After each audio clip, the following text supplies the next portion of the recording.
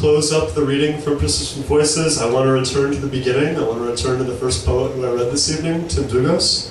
Very happy to say, actually, that just in May, Tim Dlugos' selected poems were released by Nightboat Books. So once again, all of his work, or a significant portion of his whole work, is back in the world. And I wanted to come back to Tim Dlugos because, again, and Persistent Voices seems like it would be an anthology it's about death. It's entirely about death. But in reality, I think that it's one that's about life. It's about the lives of the writers. It's about the life, the words that they brought, and the continuing life that they have when people read their words and people come and listen to their words.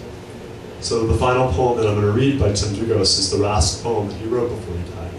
And it is about AIDS, and it's about living with and dying from AIDS. But I think it's also about life, and it's also about hope. I want to close with Tim Dlugos' D.O.A.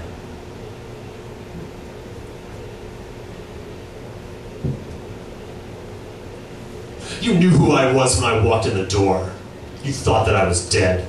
Well, I am dead. A man can walk and talk and even breathe and still be dead.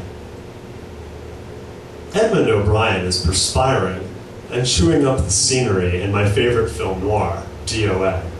I can't stop watching, can't stop relating. When I walked down Columbus to Endicott last night to pick up Tor's new novel, I felt the eyes of every Puerto Rican teen, crackhead, yuppie couple focus on my cane and makeup. You're dead, they seem to say in chorus. Somewhere in a dark bar, years ago, I picked up luminous poisoning.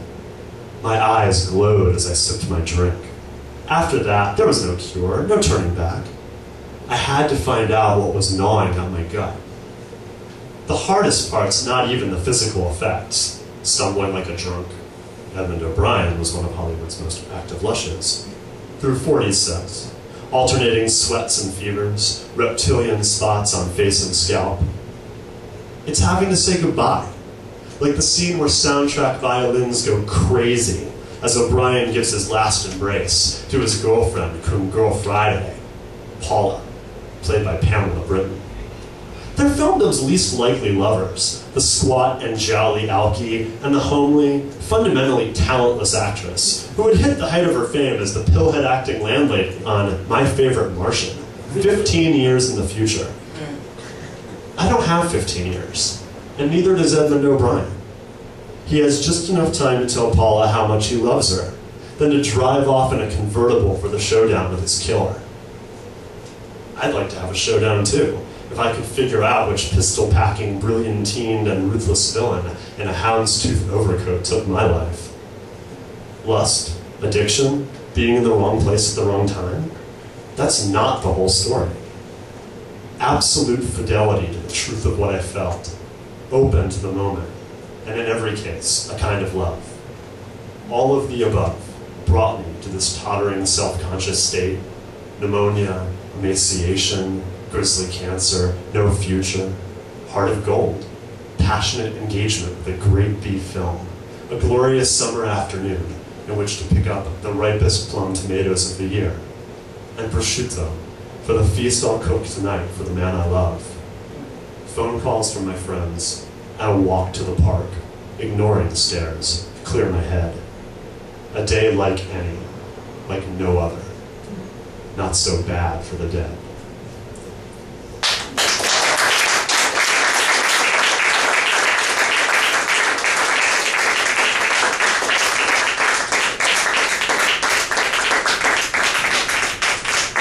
I'd like to thank everyone for coming out to Bloombars this evening and mention a couple of things before everyone gets up and starts wiping their brow. Just want to mention, again, the poets who are in Persistent Voices, some of them are in print, most are out of print, but there are lots of mentions of their books of poetry in the biographical notes in the back of Persistent Voices, so if you find one you really love, there's a way to track them down using the internet. Just wanted to mention that, because again, if we don't get these voices back out in circulation, if we don't tell our friends about them, if we don't say, hey, I just read this poet, you've got to see what they're writing, then the people die again. Their words die, and in that way it's an even more permanent death. I'd like to just mention there are copies of Persistent Voices that are available for sale here tonight at Bloombars. They're $10, and the proceeds from that head to the Pen Fund for writers and editors with AIDS.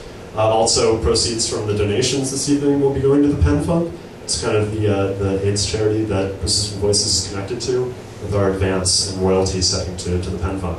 There are flyers in the back that talk about the Pen Fund and talk about its work, and give you a link to their website to go find out more about what the Pen Fund for writers and editors with AIDS does. But again, and finally, I'd just like to thank Gallery and Bloombars for having me in, and just to say, please go out there and let people know about Persistent Voices. There's simply no other way to keep the words and to keep the poetry alive. So thank you and good night.